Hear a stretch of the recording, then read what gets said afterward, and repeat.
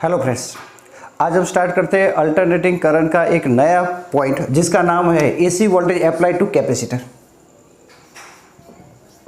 AC voltage apply to capacitor. तो students, हम पढ़ चुके थे आगे के चैप्टर के अंदर कैपेसिटर क्या करता है, और अब हम एसी को कैपेसिटर देते तो क्या होगा। तो यहाँ मैं एक सिंपल सर्किट ड्रॉ कर देता हूँ, और ये कैपेसिटर है। Capacitor the two plate, one is positive and the other is negative. तो ये हमारा कैपेसिटर है और ये हमारा एसी वोल्टेज है। जब मैं कैपेसिटर को, ये कैपेसिटर है और इसको हम वोल्टेज देते हैं, तो V is equal to V M sine omega T. तो क्या होगा, तो ये पॉजिटिव थोड़े के लिए और ये नेगेटिव। तो यहाँ से करंट ऐसे फ्लो होगा और ये प्लेट धीरे धीरे पॉजिटिव बनेगी और ये नेगेटिव बन जाएगी। ये पूरी पॉजिटिव हो जाएगी, तब इस करंट को क्या करेंगे, ऑपोज। तो हम जानते हैं कैपेसिटर का काम क्या है।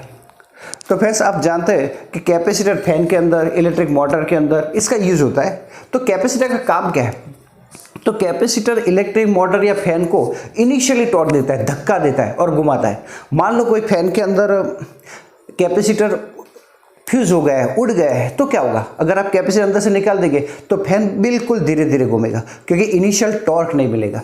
तो यह कैपेसिटर का काम है, किसी भी चीज़ को घुमाने के लिए जो इनिशियल धक्का जो देते हैं, जिससे कारण वो घूमने लगती है, इसको हम कैपेसिटर बोलते हैं। कैपेसिटर इलेक्ट्रिक एनर्जी को स्टोर भी करता है और जैसे जरूरत हो सोर्स को और देता भी है। तो इसके ऐसे काम है। अब यहाँ हम देखते हैं कि वोल्टेज और करंट को एसी के अंदर इसका क्या इंपॉर्टेंट है।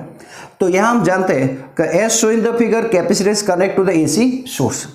अब यहाँ हम देखेंगे तो V इज इक्वल हम जानते थे V M sine omega T. अब यहाँ मैं अप्लाई करता हूँ Kirchhoff second law. Kirchhoff's second law. तो स्टूडेंट्स, किरचॉफ सेकंड लॉ जानते हैं, यहाँ नेगेटिव से हम पॉजिटिव पर जाए तो वोल्टेज V है, यहाँ से हम U आएंगे तो ये करंट की डायरेक्शन में आएंगे तो माइनस लिखते थे, और इसका voltage VC is equal to 0। But हम ऐसा कुछ पढ़े थे, और Q is equal to C भी होता है, तो V इज इक्वल लिख सकते हैं Q अपॉन सी। तो वैल्यू में ऊपर डाल दो तो V is equal to minus Q by C is equal to 0। So V is equal to Q by C. So Q is equal आप ऐसा लिख सकते हैं कि C और V। अब V की जगह क्या लिखो, तो V की जगह ऑलरेडी हमें गिवन है, तो V is equal to V M sine omega T. So Q is equal to V M, C तो आएगा आगे, तो ये C कैपेसिटेंस, और ये V M sine omega T, ये हमारा चार्ज होगा। पर हमें फाइंड करना इलेक्ट्रिक करंट क्या होगा। तो इलेक्ट्रिक करंट बताने के लिए मैं ऐसा करता हूँ, I is equal to dq upon dt। A change in charge with respect to time is called the electric current। अब यहाँ मैं I इज इक्वल टू, अब d अपॉन dt, मैं q की वैल्यू डाल देता हूँ, तो cm, ये ऐसा हम लिख सकते हैं साइन ओमेगा टी। अब ये मैथ्स 12 तो जानते हैं किसका डेरिवेशन करना है, तो डेरिवेशन किसका होगा, तो Vm और ये C जो है वो कांस्टेंट है, तो मैं ऐसा लिख देता हूँ Vm और ये C कैपेसिटर, और d अपॉन dt, और ये साइन ओमेगा टी। अब यहाँ थोड़ा सा हम ध्यान रखेंगे, मैथ्स स्टूडेंट तो ये जानते होंगे कि इसका डेरिवेशन होता है साइन, मतलब साइन है तो कॉस होगा। पर यहाँ बायो स्टूडेंट्स ध्यान रखना, ये मैथमेटिकल एक टर्म है कि साइन का डेरिवेशन होता है d अपॉन dt, मतलब डेरिवेशन, तो ओमेगा टी होता है, तो साइन का कॉस होगा। पर यहाँ ओमेगा टी का क्या होगा, ओमेगा। पर यहाँ इंटीग्रेशन हो तो इंटीग्रेशन हो तो sign omega T D T, क्योंकि आगे के लेक्चर में हमने बात की थी, तो इंटीग्रेशन था। इंटीग्रेशन क्या होगा, तो माइनस कॉस होता है, तो इसका इंटीग्रेशन होता है माइनस कॉस ओमेगा टी, और अपॉन में ओमेगा लिखते हैं। इंटीग्रेशन के अंदर हमें ओमेगा अपॉन में आता है, और यह क्या आएगा, इनटू में, क्योंकि ये होगा। तो आप इतना याद रखो बाय स्टूडेंट्स, और मैथ्स वाले तो ये जानते ही है क्योंकि उनको मैथ्स में आता है। तो यहाँ फ्रेंड्स साइन का इंटीग्रेशन होगा कॉस, तो यहाँ friends I is equal to V M C, इसका इंटीग्रेशन होगा तो ओमेगा टी का तो ओमेगा, और यहाँ साइन का होगा कॉस ओमेगा टी। अब मैं स्टेप को ऐसा थोड़ा लिखता हूँ, I is equal to V M upon में ओमेगा और सी लिख देता हूँ, तो ऐसा लिख सकता हूँ 1 upon omega C, division and division multiplication हो जाएगा कॉस ओमेगा टी। अब यहाँ मैं दो बातें करूँगा, एक 1 अपॉन ओमेगा सी की जगह मैं लिख देता हूँ एक्सएल, सी कह देते हैं, इसको बोलते हैं कैपेसिटी रिएक्टेंस, ये इसको बोलते हैं रिएक्टेंस ऑफ कैपेसिटर, मतलब कैपेसिटर का एक रेजिस्टेंस है और इसका यूनिट ओम ही होता है। और कॉस ओमेगा टी इसकी जगह मैं लिख सकता हूं कि sign omega T plus pi by to लिखो या 90 लिखो चलेगा, तो ये कॉस की जगह आप ऐसा लिख सकते हैं। तो मैं ये दोनों वैल्यू डाल देता हूं, तो यहां ये वैल्यू मैं डाल लूं तो होगा क्या, तो उस बात को थोड़ा हम समझते हैं। तो या फिर देखो, सो ये वैल्यू मैं इसके अंदर डाल दूंगा, तो इसकी जगह I इज इक्वल टू, तो V M upon 1 upon omega C क्या लिखूं, तो मैं लिख सकता हूं वी एम और अपॉन में मैं लिखूंगा एक्स सी, और ये आएगा sign omega T plus pi by two. तो ये बच्चों हमारा किसका आया, तो ये हम करंट कह सकते हैं, वोल्टेज तो हम जानते थे।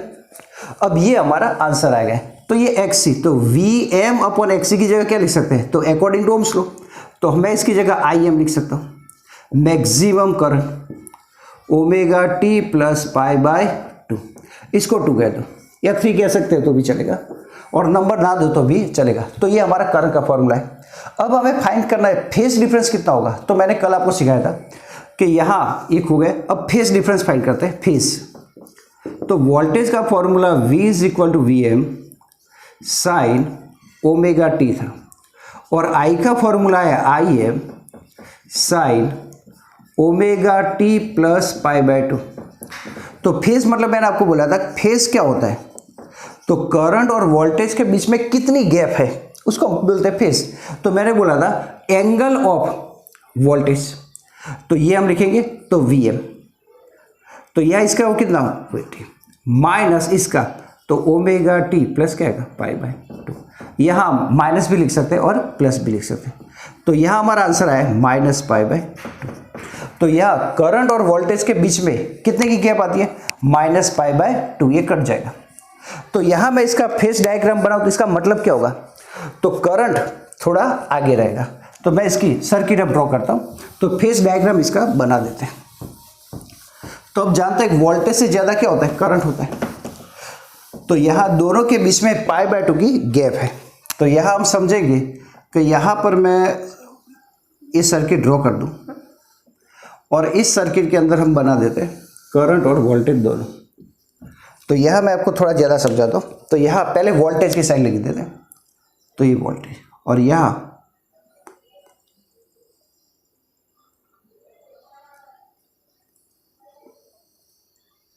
ओके, हो सके तो हाइट सेम रखना।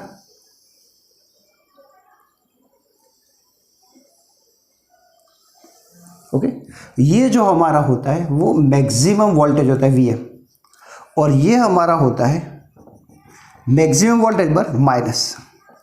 अब यहाँ जो करंट होता है वो आगे जाता है, तो करंट कहाँ से स्टार्ट होगा, तो यहाँ से अब करंट वोल्टेज से थोड़ा कम होता है। अब यहाँ देखो इस जगह पर मैं थोड़ा आपको डिटेल में समझाता हूँ कि यहाँ पर वोल्टेज मैक्सिमम है, तो यहाँ करंट 0 होगा। अब ऐसे साइन कर दीजिए जिससे आपको प्रॉब्लम ना रहे, सिंपल हो जाए। और यहाँ पर, और यह देखो अब कैसे करेंगे, तो यहाँ से करंट आएगा, मैं अलग कलर यूज़ करता हूँ। तो जहाँ पर वोल्टेज मैक्सिमम होता है वहाँ करंट क्या होता है 0, और यहाँ जहाँ पर ये देखो यहाँ पर वोल्टेज 0 है, तो यहाँ मैक्सिमम करंट आएगा, मतलब ये ऐसे, फिर यहाँ से ये, और फिर ऐसे। अभी देखो ये मैक्सिमम है 0 है, तो यहाँ क्या आएगा मैक्सिमम।